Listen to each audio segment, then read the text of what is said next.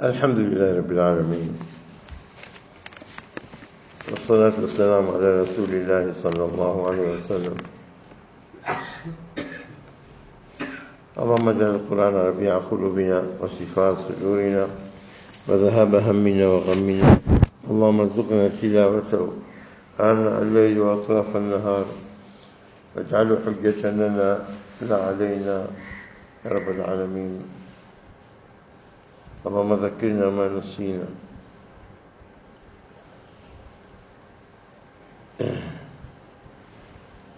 اللهم علمنا ما ينفعنا وانفعنا بما علمتنا وزدنا علما. رب اشرح لي صدري ويسر لي امري واحلل عقدة من لساني يفقهوا قولي. أما بعد، katika marejeo yetu ya sura 7 aya 40 tumesoma jana, a'udhu billahi minash shaitani rajim, wa yawma yahshuruhum jami'a thumma yaqulu lil malaikati ahaula'i iyyakum kanu ya'budun. Wa yawma yahshuruhum jami'an, na siku ambayo atakayokusanya wote. Ikiwa jami'an hii kusudia umma zote toka Adam mpaka siku ya kiyama saa, wote watafufuliwa, wote wakatawekwa katika ardhi al-mahshar, ardhi ya nini, ya mkusanyiko mkubwa. Na ikiwa hilo kusudio kwamba watu wote, naam jami'an. Ikiwa kusudio kwamba aina zilizojaa juu, zilizotajwa juu katika aya zetu, hasa majadiliano yalikuwemo baina alladhina istudhifu lilladhina istakbaru, walikuwa madhaifu na wale mabwana zao istakbaru. Na ulimwengu wote katika kila kaumu, katika kila mila, utakuta aina hizi, istudhifu na istakbaru, wote jami'an watawekwa mbele ya haki. Kwa hivyo jami'an manake wote kwa ujumla. Wengine wanachukua tafsiri kwamba nini, alladhina istudhifu alladhina istakbaru. Wengine wakisema jami'an, hakuna atakayesazwa akawachwa duniani akawachwa kaburi lake, bali wote jami'an watakuja mbele ya haki. Kwa hivyo tukichukua maana wa yawma yahshuruhum jami'an, na siku atakayokusanya wote, alladhina istudhifu walladhina istakbaru, wakawa mbele ya haki wakajadiliana, hao ndio tusababisha sisi tukushirikishe hawa hivi lakini atapofika wakati wote wamekusanywa, kuna kazi moja Mwenyezi Mungu atamkalifisha malaika afanye, nayo ni nini? Kuja kutabarra, kujitoa kama sisi posimo, hatumo sisi, asio baraa, yatabarrauna amama Allah, wanajitenga na kukataa na kuwasuta wale walikuwa wakiabudu malaika, na kuabudu kwao kwa manini, kwamba wategemee malaika labda wawapelekee salamu kwa Mwenyezi Mungu ili wasamehe. Na hili moja katika sababu iliyokuwa nani, kwamba ahli shirk, ahli alwathaniya, wenye kuabudu masanamu hawa, walikuwa mara nyingi wanaita majina ya masanamu hao ya kike, kama kwamba wanafanya malaika na watoto wa kike. أفرأيتم اللات والعزى ومناة الثالثة الأخرى. لات، عزى، مناة، yote مؤنث ya kike, ومناة الثالثة الأخرى. ألكم الذكر وله الأنثى. Nyinyi mnapenda kuwa na watoto wa kiume, baba watoto wa kiume, na Mwenyezi Mungu baba watoto wa kike. Tilka idhan qismatun dhiza. Huo kwa hivyo ni mgao mlogao wenyewe wa dhulma, mnamdhulumu Mwenyezi Mungu. Astaghfirullah. Yani Mwenyezi Mungu anatuwekea wazi mambo ambao mtu akikaa kizingatia kidogo, na anahitaji hidayah kama hiyo watu ukizingatia kidogo yale walikuwa wakiamini, wakibelieve mila zao, hayo yanaonyesha kwamba wote katika upumbavu. in hiya ila asma'un samaitumuha antum wa aba'ukum ma anzala Allah biha min sultan. Haya ni majina tu mnataja nyinyi, baba zenu na jadi zenu, babu zenu. Mwenyezi Mungu hajashusha yote dalili ya kuonesha kwamba nini, kwamba haya ni maneno kutoka kwa Mwenyezi Mungu. Yatabiuna al-dhanna wama tahwa al-anfus, ni dhana tu na nafsi zinapowapeleka hapo zinakwenda tu. Walaqad ja'ahum min rabbihim al-huda, la ilhali imewajia kutoka kwa Mola wao hidayah. Kwa hivyo sio unachokitamani binadamu afanye tu, amlil insani ma tamanna, la, sio unachokitamani. Ujue mwisho utarudi kwa Mwenyezi Mungu aliyokuamrisha Mwenyezi Mungu, kwani hujafanya. Falillahi al-akhiratu wal-ula. Halafu nategemea malaika wakusamehe, wakuombee masai. Wa kam min malakin fi samawati la tughni an shafa'atuhum shay'an, la tughni ankum shafa'atuhum shay'an illa min ba'di an ya'thana Allahu liman yasha'u wa yarda. Paka mwenyewe atoe idhini Mwenyezi Mungu ampe shafaa yule ambaye anaridhia kupewa, yule aliyesema la ilaha illa Allah akajitahidi katika mambo ya kheri, basi kateleza ikabidi kwamba anastahili shafaa ili aingie peponi. Wale ndio watakaopewa shafaa. Aina maalumu ya watu wanastahili shafaa, sio hawa. Kwa hiyo malaika atajitoa, malaika hapa atatabarra na Mwenyezi Mungu analeta maksudi, angeleza kwa hukumia tu hivi kwa sababu Mwenyezi Mungu yaalamu kila kitu. Kwa nini anauliza malaika, naye anajua kila kitu? La, wallahi sio kwa ajili ya Mwenyezi Mungu, bali kwa ajili ya iqna', kwa nini? Kwa kinaisha wale wakakiri, wakakubali kwamba kweli sisi tuna makosa. Wa yawma yahshuruhum jami'an, watapofufua kwa pamoja, watakakusanya pamoja.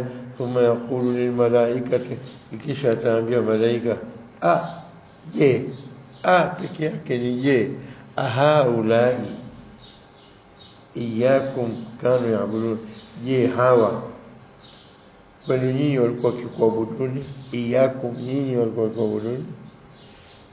Malaika wanaruka huko wanakataa, na kukataa kwao haja wale mashirikina waanze kuwasuta malaika kama wanaweza. Ukweli ushadhihiri, au sio? Hapo tena malaika wataposema qalu subhanak anta waliyuna min dunihim bal kanu ya'buduna al-jinn aktharuhum bihim mu'minun. Aya malaika watasema subhanak, halafu kusema subhanak. Hata malaika kwa ihtiram ya utukufu wa Allah subhanahu wa ta'ala, hakuna neno la kumridhisha Mwenyezi Mungu ila kusema subhanak. Jamani, subhanallah kauli nzito sana. Bado wewe kila ukiona subhanak katika Qur'ani na sabaha subhana sita kidogo, tazama imekuja pahala gani, katika maeneo gani subhana, halafu utajua utukufu wake. Halafu kauli haitotoka mdomoni wako, haitokutoka, itabakia siku zote katika ulimi wako, unamtamka subhanallah, subhanallah. Qala subhanak. Na swala lilikuwa, hebu tukalimishe swala lote. Mwenyezi Mungu anauliza malaika kitu gani? Hebu niambieni. Aya 40. Je, hawa walikuwa kanu wakiwa yaabudun, wanakuabuduni nyinyi? Ilikuwa jibu ni subhanaka. Hawa hawakuwa wakituabudu, hawakuwa wakituabudu, sio? Hawa hawakuwa wakituabudu, umeingia kwenye nini? Kwenye subhanaka peke yake. Wewe peke yako ndio unastahili kuabudiwa, si maana wanaona uzito. Hata malaika kutakuwa ghaba, hawakuwa wakituabudu. Hata ile kauli kutuabudu mbele ya mwenye kuabudiwa peke yake ni nzito kwa malaika. Nafikiri imefahamika hapo. Ni nzito hata kwa malaika kuitamka. Hata ndio baadhi mufassirin wamekwenda katika kauli hii. Kwa nini wasisema hawakuwa wakituabudu sisi, bali subhanak anta waliyuna min duni, wewe tu peke yake ni Mola wetu, ghairi wao. Bas hata ile kauli ambayo hawezi kuiripiti malaika kwa adhamatullah, kwa kumwogopa Allah na khushu na kwa nini, kwa kumadhimisha Mwenyezi Mungu. Hata kauli ya mwingine anayeabudiwa hatutaki kutaja, nzito kwetu. Basi subhanak anta waliyuna min duni, wewe ndo mfalme wetu, wewe ndo mlinzi wetu, wewe ndo Mungu wetu, wewe ndo walii wetu. Min dunihim, hao miungu yote wengine wangu. Lakini bacha tuweke wazi, kwa sababu shetani ndio alikuwa akiabudiwa na hii ni haki, ni ukweli uliotokezea, basi sisi tunasema kweli. Bali ile kwa kushambulia ibada ya muzawwar ya uongo ndio wameweza kuitaja malaika. Bal kanu yaabuduna aljinna, ndio haki, huwa ndio alwaqi. This is the fact, ni fact kwamba walikuwa wakiabudu majini, wanasingizia malaika ongo. Kwa hivyo wanasuta mbele ya Mwenyezi Mungu, sio? Bal kanu yaabuduna aljinna aktharuhum bihim mu'minun. Satan is God. Nakumbuka ile nyimbo ya nani ilikuwa ni haitamanyu kinyume, tumezungumza darasa kabla ile ya kulipiti. Kwa hivyo Mungu wao ndio Mungu. Subhanallah, subhanallah.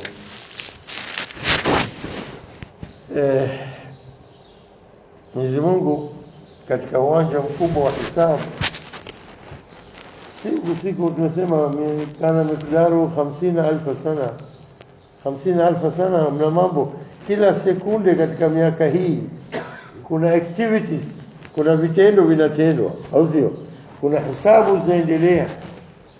Ikiwa kila hisabu moja akiingia ndani kwa daktari utasema kakaa na robo saa dakika 20 hatoki mgonjwa huyu, tutaka kuingia mwingine, au sio? Achelewa kachukua saa nzima kwa daktari. Au akienda kwa jambo lolote muhimu, interview na nini, kachukua saa, nusu saa.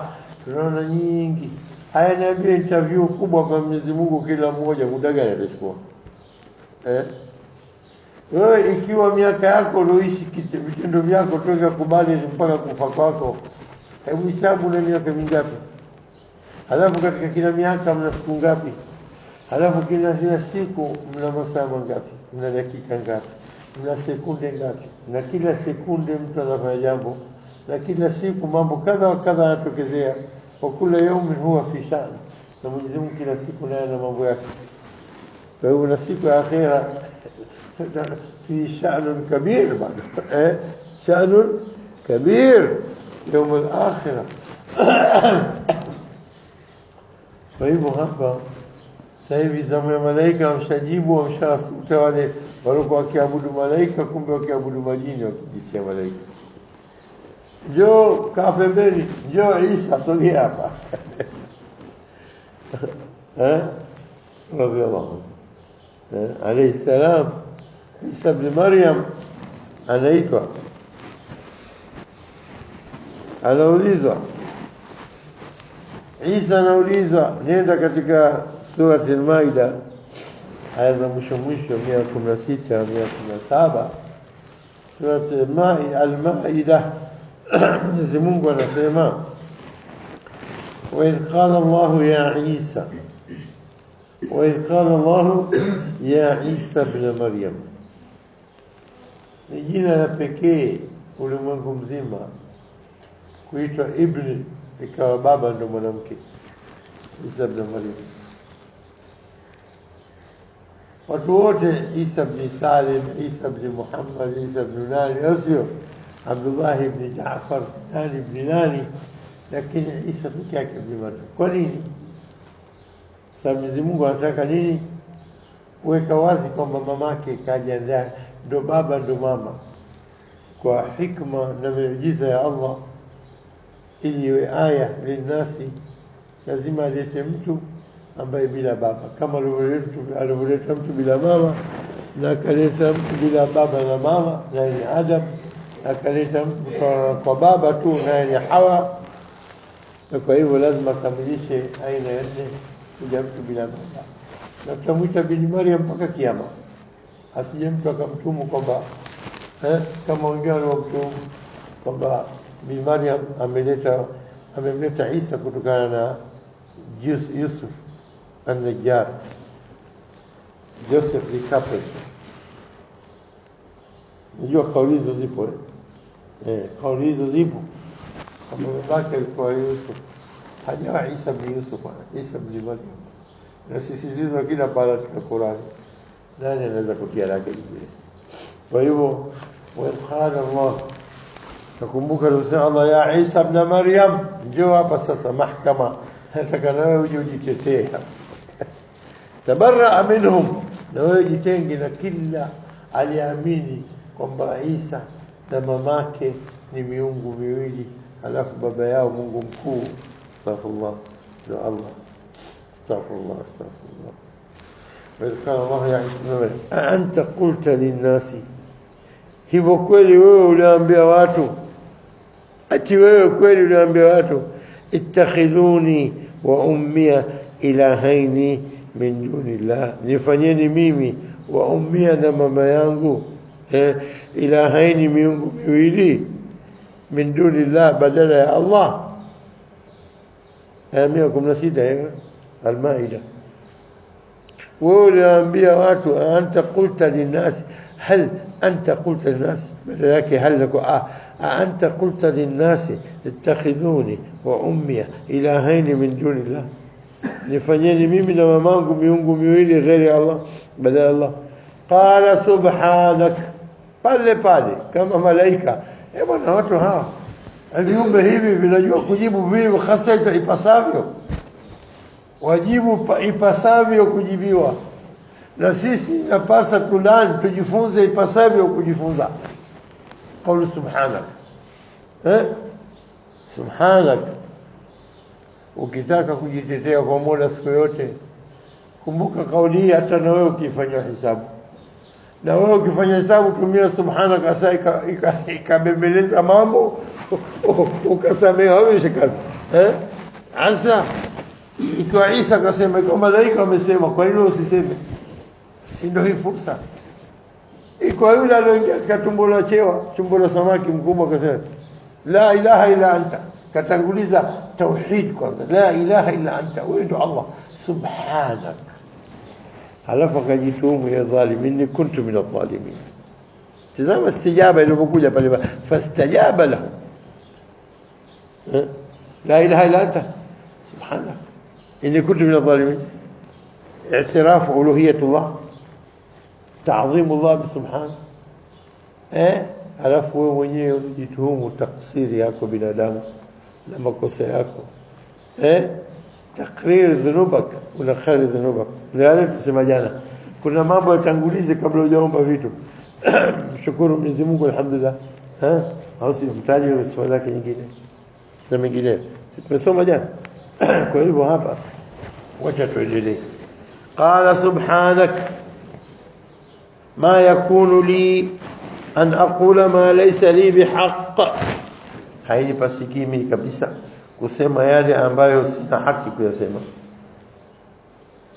ewe utakasika hainifali mimi kusema ambayo si haki yangu kusema asivyo ما يكون لي أن أقول ما ليس لي بحق لو شهد wangu in kuntu qultuhu faqad alimta kama ikiwa mimi nimesema basi ungekuwa ushajua ya rab limadha kwani lianaka kwani ta'lamu ma fi nafsi wala a'lamu ma fi nafsik unajua yote katika nafsi yangu ndio uliumba ama mimi sijui chochote kilichokuwa katika nafsi yako ya rab innaka anta allamul ghuyub sio alim علام mwenye kujua kila kitu sifa za ujuzi wa hali ya juu unatia hasha na shadda allamul ghuyub zote ilmul ghaib wa ilmul ghaib wa ilmul ghaib wa ilmul ghaib na kwa ghuyub na wewe sio alimul ghuyub la allamul ghuyub unajua ndani yake na nje yake kwa sababu wewe ndio uloumba viumbe na ukajua ghuyub zote yaliyofichika yote wewe unakujua mkubwa wewe mjuzi mkubwa allam mjuzi mkubwa wa nini wa yaliyofichikana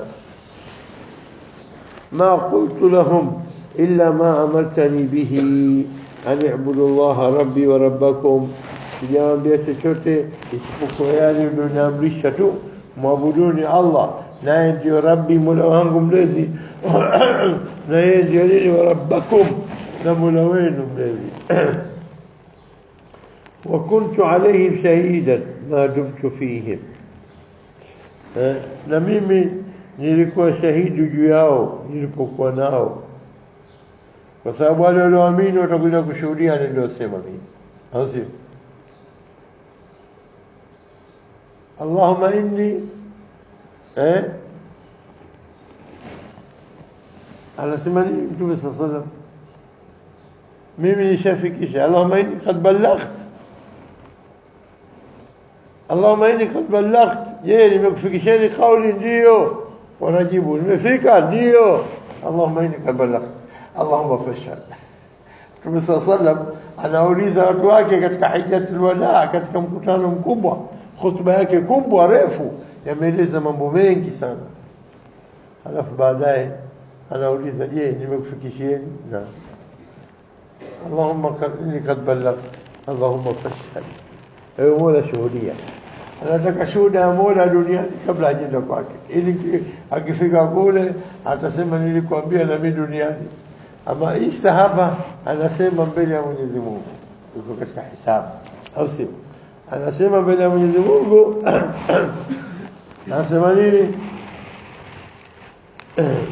wa kuntu alayhim shahida ma dumtu fihi ولما وربك وكنت عليهم شهيدا ما دمت فيه, na mimi nilikuwa shahidi juu yao nilipokuwa nao. falamma tawaffaitani, uliponifisha, kunta anta arraqiba alaihim, ulikuwa wewe ndio raqib, ulikuwa ndio mwangalizi juu yao. wa anta ala kulli shay'in shahid, anataka ushahidi wa Mungu.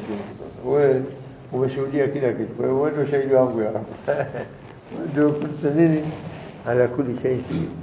Kwa hivyo hapa tumechukua mifano miwili, mfano uliotaja Mwenyezi Mungu wa malaika katika aya hii, mfano Nabii Isa anatabarraa min qaumihi, waloendelea katika Christianity na kuendelea kunini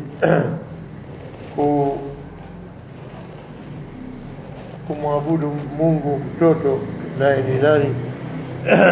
Isa ibn Maryam.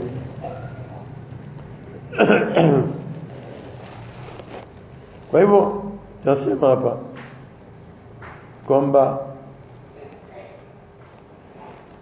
binadamu, mitume wamekuja na maeleza, na ikiwa yote wanaabudu miungu isiyokuwa Allah, ikiwa masanamu, ikiwa majini, ikiwa mashetani, ikiwa auliauhum, ndio wanaoita kwamba ni wacha Mungu, watawa, watu wakubwa wakubwa, na mambo yote haya ya kuto kumtukuza Mwenyezi Mungu na kujichukulia masanamu ndio miungu ya kusaidia na kusema siri zao zote, mimi nimefanya hivi, nimefanya hivi, umwambie Mungu mkuu atusamehe.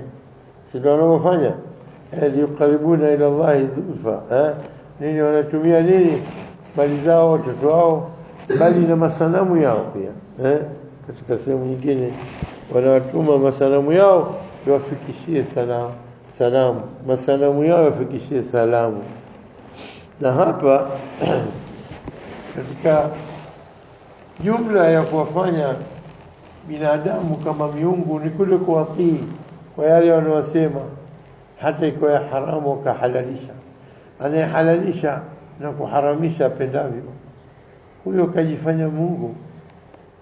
Tatakhidhuna watu binadamu arbaba min dunillah, naabudu wao, akamela sisi tuabudu. Si wao wanaharamisha na kuhalalisha na nyinyi mnawatii. Si wao mnakwenda katika waita kursi al-i'tiraf, kursi al-i'tiraf, kiti cha kunini, cha kwenda nini, kueleza yote kufanya. kwa kizungu ndio wanasema confession. Unakwenda kufanya confession kwa Jumapili, kuna kwenda kwa padri kanisani na kusema yote aliyofanya. Alafu Mungu binadamu anamkamata kichwa na basi umeshasamehewa, basi usifanye tena. Allah amekwisha shapita. Hayo basi kesho tuja tena na wenzangu wameambiwa kesho yale anafanya tena. Si nitakwenda tu chamba basi nisamehewa usifanye tena. Yana repeat.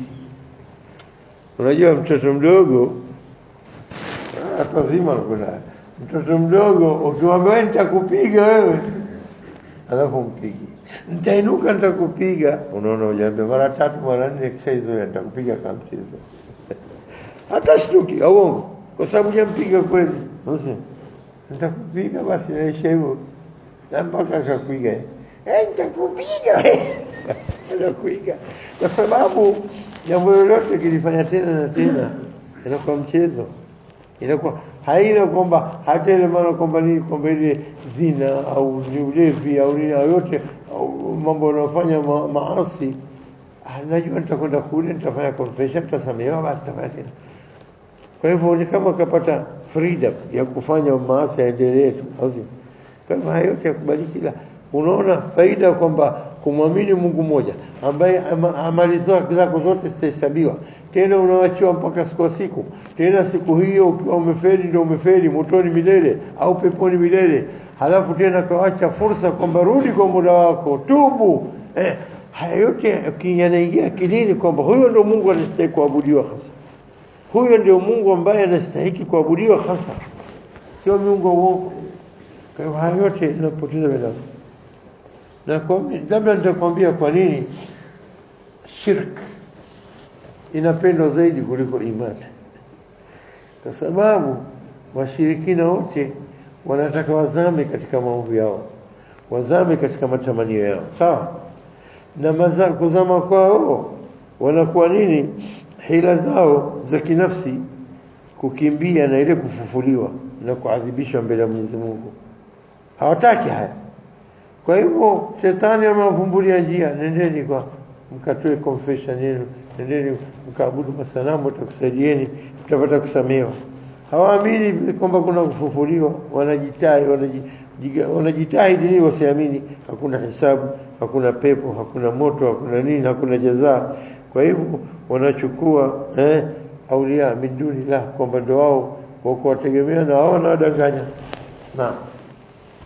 Lakini qudratullah almutlaqa, nguvu za Mwenyezi Mungu, huwa almalik, huwa alamu alghuyub. Hakubali siku ya siku kila mmoja ataingia katika maswala, sin jim, swala na jawabu. Kila maswala yatakuwa makubwa sana na jawabu zitakuwa kubwa sana.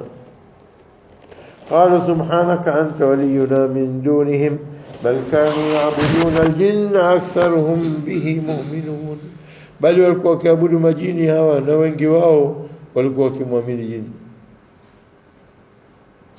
فاليوم لا يملك بعضكم لبعض نفعا ولا ضرا ونقول للذين ظلموا ذوقوا عذاب النار التي كنتم بها تكذبون.